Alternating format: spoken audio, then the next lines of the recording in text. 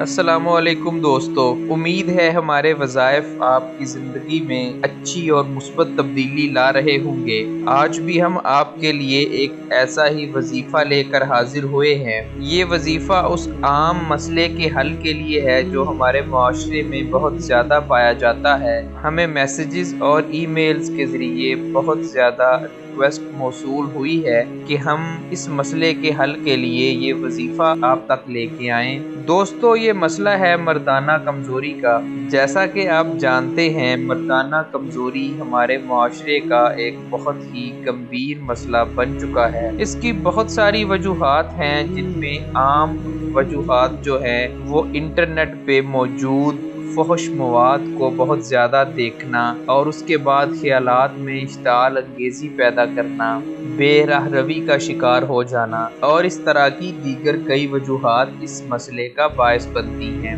دوستو، شرع میں کوئی شرم نہیں ہے۔ ہمارے مذہب میں، اسلام میں ہر چیز کا، ہر مسئلے کا حل بتایا گیا ہے۔ اگر آپ قرآن و حدیث کو پڑھیں، ان پہ غور کریں تو آپ کو آپ کے ہر مسئلے کا حل بآسانی مل سکتا ہے۔ اس طرح مردانہ کمزوری کے حل کے لیے بھی ایک ایسا عمل موجود ہے، ایک ایسی سنت موجود ہے جو کہ حضور اکرم صلی اللہ علیہ وآلہ وسلم کی سنت ہے۔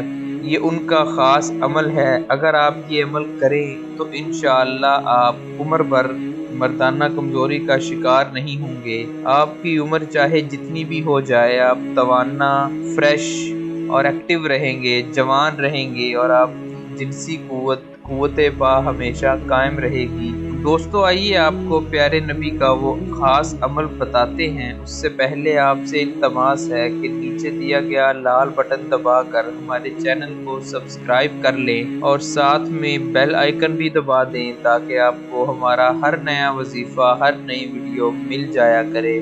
دوستو، یہ عمل نبی کریم صلی اللہ علیہ وآلہ وسلم کا معمول تھا۔ یہ کوئی وظیفہ نہیں ہے، یہ ایک عمل ہے، اور وہ عمل یوں ہے کہ آپ نے اپنی روزمرہ کی خوراک میں کچھ ایسی چیزیں شامل کرنی ہیں جو کہ مردانہ طاقت کا باعث بنتی ہیں اور جو نبی کریم صلی اللہ علیہ وآلہ وسلم کھایا کرتے تھے، ان کی پسندیدہ چیزیں تھیں یہ۔ آپ بھی اگر یہ چیزیں اپنی خوراک میں شامل کر لیں تو انشاءاللہ آپ بھی جوان، خوبصورت اور تندرست رہیں گے۔ آپ کی جنسی قوت ہمیشہ قائم رہے گی اور آپ کبھی بھی مردانہ کمزوری کا شکار نہیں ہوں گے۔ دوستو، وہ غذائیں بہت ہی سادہ ہیں، بہت ہی عام ہیں۔ ہمارے گھروں میں اکثر یہ چیزیں موجود ہوتی ہیں، لیکن ہم کاہلی، سستی یا لا علمی کے باعث یہ چیزیں نہیں کھاتے۔ اگر ہم ان کو بطور دوا، بطور علاج استعمال کرنا شروع کر دیں تو ہم مردانہ کمزوری جیسی مہلک بیماری سے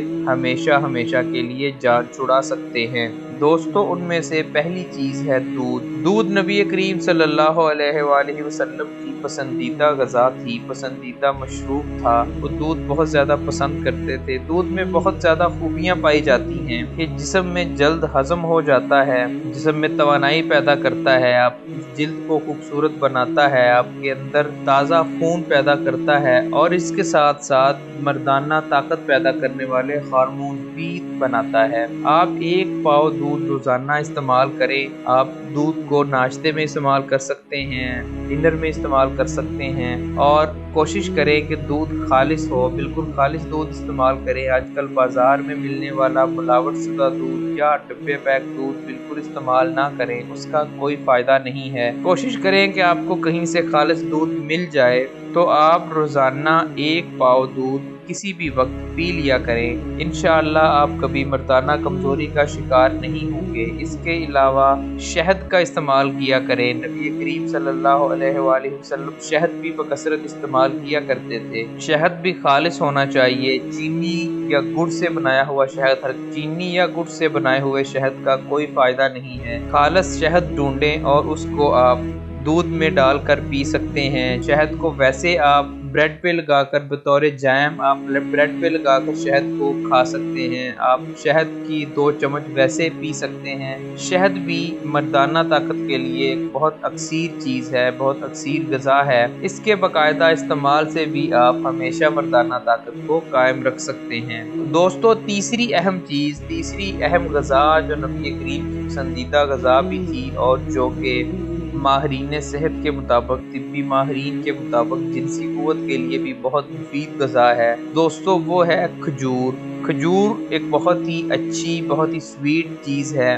एक ऐसा फल है जो कि बड़ों से लेके बच्चों तक सबकी पसंद होता है। खजूर को खाने के मुख्तलिफ तरीके हैं। आप वैसे गुठली निकाल कर खजूरें खा सकते हैं या उसके अलावा आप मक्खन के साथ खजूरें खा सकते हैं। नबी पाक मक्खन के साथ खजूर खाना पसंद फरमाते थे, लिहाजा अगर आपको खालिस मक्खन कहीं से मिल जाए तो आप खजूरों में से गुठलियाँ निकाल कर थोड़ा सा मक्खन लेकर उसके अंदर खजूरें डाल के मिक्स करके आप चम्मच से खा सकते हैं। इससे आपको बेपनाह मर्दाना ताकत हासिल होगी और आप कभी भी कुव्वत बा की कमी का शिकार नहीं होंगे। तो दोस्तों ये थी वो 3 ग़िज़ाएं, वो 3 इलाज जो कि सुन्नत से हमें मिले थे, जो सुन्नत रसूल से हमें पता चले थे। अगर आप इन पे अमल करें, इनको अपनी ज़िंदगी में अपना लें तो इंशाअल्लाह आप कभी भी मर्दाना कमज़ोरी का शिकार नहीं होंगे। आप हमेशा ताकतवर, तवाना और सेहतमंद नजर आएंगे। आपकी उम्र 100 साल भी होगी तो आप जवान नजर आएंगे और आपकी जिनसी क़ुव्वत उतनी ही अच्छी, उतनी ही तेज होगी जितनी कि 20 साल की उम्र में होती है।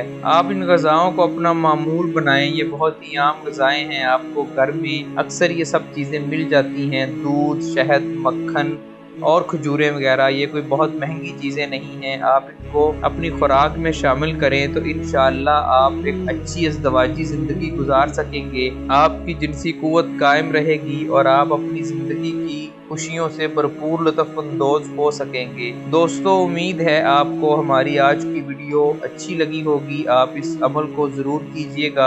सुन्नत पे अमल करने का वैसे ही बहुत सवाब होता है और इस केस में तो सवाब के साथ साथ आपको फ़ायदा भी बेपनाह हासिल होगा। फिर हाजिर होंगे एक और अच्छे नए वजीफे के साथ। हमें अपनी दुआओं में याद रखिएगा। अल्लाह हाफिज़।